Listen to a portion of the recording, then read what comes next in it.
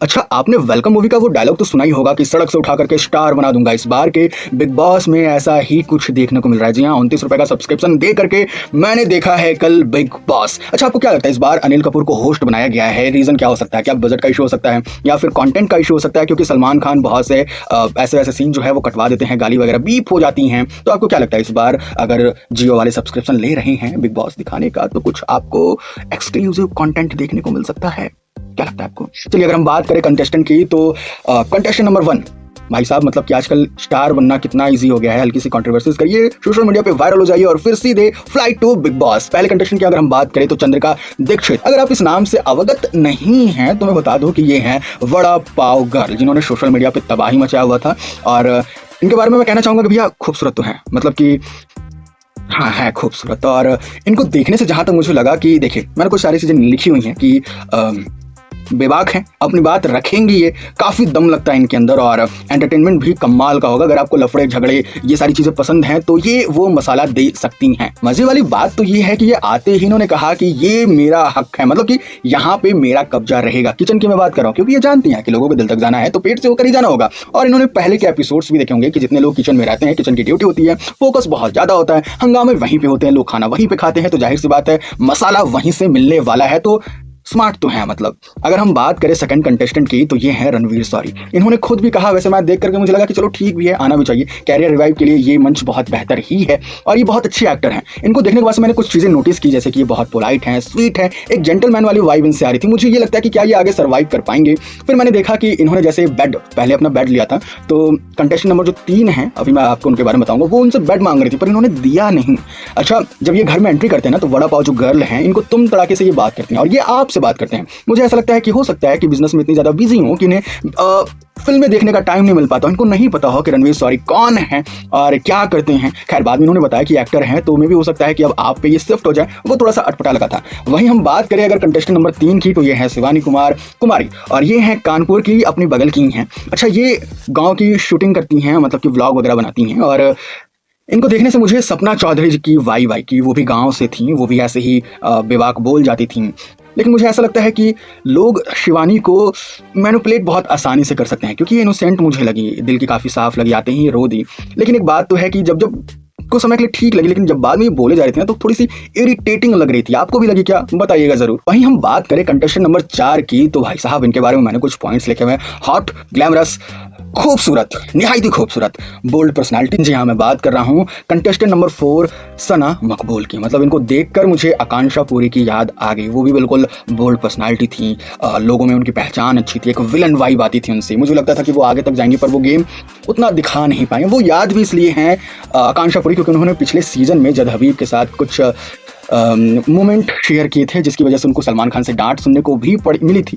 तो वैसे मुझे लगता है कि सना मकबूल जो हैं वो अपनी बात को अच्छे से रख पाएंगी और उम्मीद यही है सना जी कि आप अच्छा करिए ताकि हमें आपको लंबे समय तक देखने को मिले, आंखों को सुकून मिले। और सना मकबूल के बारे में मुझे चीज़ें कुछ पसंद आई, जैसे कि अलग द वे जब वो एंट्री करती हैं और शिवानी उनको थोड़ी सी बेइज्जती करती है, उनके नीड्स की, उनके कपड़ों की, उनके पल के नकली हैं, कपड़ा पूंछा की तरह लगता है, तो वो भड़कने की ना जगह उन्होंने बहुत कामली वो सारी चीज़ें एक्सेप्ट की। उन्होंने मतलब एक डिग्निटी दिखाई वहाँ पे, वो मुझे देख के काफ़ी ज़्यादा अच्छा लगा, टू बी ऑनेस्ट अच्छा लगा। हाँ जी, तो अब हम बात करें अगर कंटेस्टेंट नंबर 5, चलिए कंटेस्टेंट नंबर 5 और 6 की एक साथ हम बात कर लेते हैं, ठीक है। ये है रीलर, टिकटॉक पर भी बहुत फेमस थे, 9 मिलियन फॉलोअर्स के साथ है विशाल पांडे। लड़कियों के दिल में खास जगह बनाते हैं। देखिए जनाब, लड़कियों में इनकी फैन फॉलोइंग तो है और ड्रेसिंग स्टाइल कमाल की हैं और बवाल तो मतलब होगा ही घर में। जितनी भी सिंगल लड़कियां हैं, में भी हो सकता है कि कुछ इनकी बॉन्डिंग बने। जब ये आते हैं तो सब कुछ ठीक चल रहा होता है, लेकिन तभी एंट्री होती है कंटेस्टेंट नंबर 6 कटारिया की।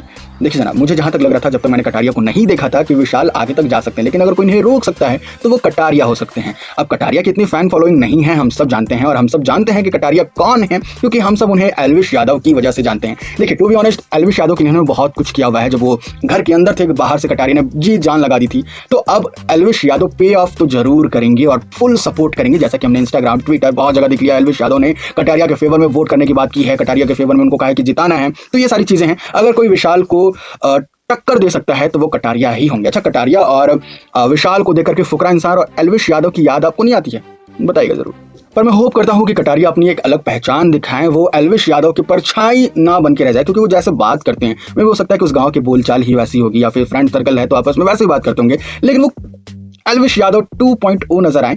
अच्छे सेंस में नहीं कहा जा सकता कि मतलब कि एल्विश यादव कटारिया, लेकिन आप समझ रहे हो ना, मतलब कि उनकी बातों से आपको एल्विश यादव की भी याद तो आ ही रही होगी, the way he speak, behave, troll, तो ये सारी चीजें आपको देखने को मिल सकती हैं। बात करें कंटेस्टेंट नंबर 7 की, तो ये हैं दीपक चौरसिया, एक जर्नलिस्ट हैं ये, और इन्होंने जब कटारिया और विशाल से सवाल जवाब किए तो वो सेक्शन देख के बड़ा अच्छा सा लगा था, मुझे मजा आया। इन्होंने भी घर में एंट्री ले ली है, और देखिए टू बी ऑनेस्ट मसाले ये ला सकते हैं, कंट्रोवर्सीज ये ला सकते हैं, पर ये आगे तक जाएंगे नहीं जाएंगे इस बात पे थोड़ा सा डाउट तो मतलब है। एक और बात मैंने देखा कि विशाल पांडे शिवानी के साथ कहते हैं कि अरे तुम कानपुर की हो, हम जौनपुर के हैं, मजा आएगा, मतलब कि जमेगी। तो मुझे ऐसा कहीं लग रहा है कि ये अभिषेक मल्हान और मनीषा रानी के बीच में जैसी बॉन्डिंग थी, कहीं वैसा क्रिएट ना करें आगे तक जाने के लिए, शो में ज़्यादा दिखने के लिए। तो होप है भैया कि जो भी हो नेचुरली हो, कैमरे के लिए फेक ना हो, क्योंकि ये ऑडियंस है भैया, सब जानती है। अच्छा, घर में गर्मा गर्मी तो आते ही देखने को मिल गई जब दीपक चौरसिया एंट्री करते हैं और विशाल कहते हैं कि रणवीर सॉरी से कि आप अपना बेड इन्हें दे दीजिए, इन्हें दिक्कत होगी, अकेले सोना चाहेंगे। तो रणवीर सॉरी कहते हैं, अपने लिए स्टैंड लेते हैं, बेसिकली वो कहते हैं कि लेट हिम डिसाइड, इन्हें डिसाइड करने दीजिए। तो फिर बाद में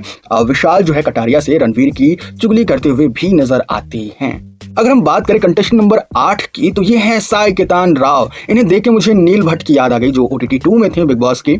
और देखिए टू बी ऑनेस्ट मुझे ये बंदा रियल लगा, और देख के मुझे लगा कि हाँ इन्होंने अपने लाइफ में बहुत सारे अप्स डाउन देखे हुए हैं, इनके ग्राफ आगे देखने में मज़ा आएगा। होप करते हैं कि ये अच्छा करें ताकि हमें लंबे समय तक ये देखने को मिले। हैंडसम हंक हैं, सिंगल हैं, में भी हो सकता है कि आगे कुछ समझ रहे हो ना, मतलब अगले कंटेस्टेंट हैं मुनीसा कटवानी, और जिन्होंने आते ही साई केतान राव के बारे में कुछ चीज़ें बताई, टैरो कार्ड पढ़ा, कुछ बताया, और मुझे टू भी देख के ऐसा लगा कि यार क्या हर बार बिग बॉस में एक टैरो कार्ड रीडर, एक ज्योतिषी को बुलाना जरूरी है। पिछली बार वो आई थी, क्या नाम था उसका, बेबिका आई थी पिछली बार, और इस बार ये आई हैं। मुझे नहीं लगता है कि आगे तक जाएंगी, बहुत जल्दी ऐसे अगर नॉमिनेट हो जाती हैं एक बार तो बहुत जल्दी निकल भी जाएंगी। वो पर्सनैलिटी देखिए नहीं लगी मुझे बिग बॉस में रहने वाली। होप कि आगे वो अच्छा करें। अब हम अगर बात करें कंटेस्ट नंबर 10 की, तो ये हैं सना सुल्ताना। भाई साहब देखिए, अगर हम बात करें इन्हें तो इनकी पर्सनालिटी ऐसे विनर वाली तो टू बी ऑनेस्ट नहीं नजर आई। मतलब लगा कि इन्हें शो में रखा गया है कि थोड़ा दाएं दिखाएं, थोड़ा सा मतलब कि कहीं विवाद ना हो जाए, मैं कुछ कहूँगा तो टू बी ऑनेस्ट इन्हें वो पावर मिलती है, इन्हें वो फ़ोन मिलेगा, ये ऑडियंस की एजेंट होंगी जो बाहर की खबरें जान जाएंगी। मुझे लगता है यार इस पावर को हैंडओवर किसी ऐसे पर्सन को देना चाहिए था जो ब्रेनली बहुत स्मार्ट हो। खैर कहते हैं कि नेवर जज a book by its cover, में भी हो सकता है कि मैं जल्दी जज कर रहा हूँ, आगे देखते हैं कि क्या करती हैं। अब हम अगर बात करें कंटेस्टेंट नंबर 11, 12, 13 की, तो इन्होंने यूट्यूब पे ही अपना बिग बॉस मचाया हुआ है। अब बिग बॉस ने इन्होंने अपने घर में बुलाया है, अब ये बिग बॉस के इशारे पे डांस करने वाले हैं, जाहिर सी बात है। और इन्हें ऐसा मतलब किस्मत हो तो यार ऐसी हो यार, मतलब कि बात करें हम अरमान मलिक की, पायल मलिक की और कृतिका मलिक की, ये भी इन्होंने भी एंट्री लिया हुआ है बिग बॉस के घर में, और देख के अच्छा लगेगा। खैर बिग बॉस ने आते ही थोड़ी बहुत इनसे मस्ती की, अनिल कपूर ने भी मस्ती की, और इन्हें अगर बेड मिलता है तो ये पायल के साथ शेयर करने वाले हैं, और कृतिका जो है वो किसी और, खैर देखने में मजा आएगा। वहीं अब हम अगर बात करें कंटेस्टेंट नंबर 14 की, तो ये हैं नीरज गोयल। देखिए बॉक्सर हैं, बातचीत अच्छी कर लेते हैं, बंदा दमदार है। पता नहीं बिग बॉस में ये आके क्या ही करेंगे, क्योंकि लंबे टाइम तक जाने वाले पर्सनालिटी मुझे नहीं लगे। मुझे लगता है कि टॉप 8-9 तक आते ही ये शायद कहीं एलिमिनेट ना हो जाए। अगर इन्हें एलिमिनेट नहीं होना है तो अपना एक व्यक्तित्व दिखाना होगा, दिमाग चलाना होगा, तब जाके आगे सर्वाइव कर पाएं। हम बात करें तो उन्होंने मूवीज़ में लोगों को बॉक्सिंग भी सिखाया हुआ है, जैसे कि तूफान में इन्होंने सिखाया हुआ है फरहान अख्तर को, मुक्केबाज में इन्होंने सिखाया हुआ है, और साथ ही साथ RR में इन्होंने रामचरण को भी कुछ फाइटिंग सिखाई हुई है। तो इन्होंने अपने बारे में कुछ ऐसा बताया। अगर हम बात करें कंटेस्टेंट नंबर 16 की, तो ये हैं मतलब कि नेजी, नावेद शेख नाम है इनका। देखिए ये मुनव्वर और MC स्टैंड के दोस्त हैं, ये दोनों बिग बॉस के विनर हैं, पर हम कह सकते हैं कि क्या ये भी विनर हो सकते हैं। टू बी ऑनेस्ट मुनव्वर के फॉलोअर्स, MC स्टैंड के फॉलोअर्स इनको वोट करेंगे, ये काफ़ी लंबे समय तक जा भी सकते हैं। शायद हो सकता है कि अगर सपोर्ट ज़्यादा मिले और तो ये बिग बॉस की ट्रॉफी भी जीत ले फैन बेस के दम पे। अगर हम बात करें टू बी ऑनेस्ट, अगर इनकी हम पर्सनालिटी की बात करें तो मुझे मतलब ऐसा नहीं लगता कि ज़्यादा कुछ कंटेंट दे सकते हैं। थोड़े से मतलब मुझे शाई से नजर आए, हो कि अच्छा करें। आज अगर हम बात करें लास्ट कंटेस्टेंट की, तो ये हैं Poulami Das, last contestant of Bigg Boss house. देखिए इनके बारे में भी मैंने कुछ लिखा हुआ है। Again bold personality, well spoken person, intelligent, stand लेंगी अपना झगड़ा दमदार तरीके से करने वाली हैं, लोगों के मुंह बंद करवा देने वाली हैं। इनका अगर कोई कंपटीशन होने वाला है तो वो होंगी अपनी दिल्ली की वड़ा पाव गर्ल, और मज़ा आएगा इनके झगड़े को भी देख करके। देखना है कि आगे तक कहाँ जाती हैं। तो ये मैंने ओवरऑल कुछ आपको एक रिव्यू दे दिया हुआ है कि आप तुरंत क्यों के लिए देख सकें। आगे भी इसके रिव्यूज़ आते रहेंगे और अच्छी तरीके से भी आते रहेंगे। आप बस हमें फॉलो वगैरह कर लीजिएगा, सब्सक्राइब कर लीजिए आप हमें, और मिलते हैं आपसे अगले वीडियो में। तब तक के लिए आप अपना ख्याल रखिएगा, अपनों का ख्याल रखिएगा। Take care, bye bye.